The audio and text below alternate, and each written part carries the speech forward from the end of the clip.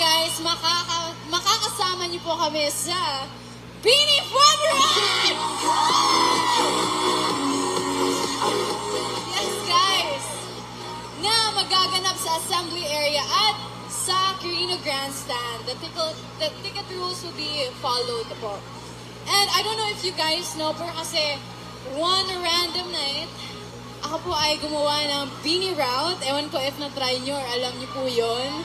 And dahil doon may nakita po kami biglang naging active, biglang naging fitness enthusiast, mga runners bigla. Tapos dumami yung mga may mga Bloom Run Club din. So, we're like, yes. Tapos si Direk biglang nagtawag, "Aya, can you send me the beanie route you made?" Tapos boom! June 23, guys, Beanie Fun Run. I hope to see you guys there para sa concert namin, batak at healthy tayong lahat, okay? Yes! Ayun. And pakita naman natin sa TV, sa live stream, ito po yung mga gagamitin for Beanie Run. That's the singlet. That The is singlet, Joanna's the thing. bag. Yung pala yung tawag doon, halatang hindi nag-run. Singlet! Yes. And meron pang bag. Joanna, try mo naman. I-try mo. Joanna, sukat mo. Hindi, pa-surprise na natin yan sa Fun Run. Alright, ano pa ang inyong announcements? Yes, and sa June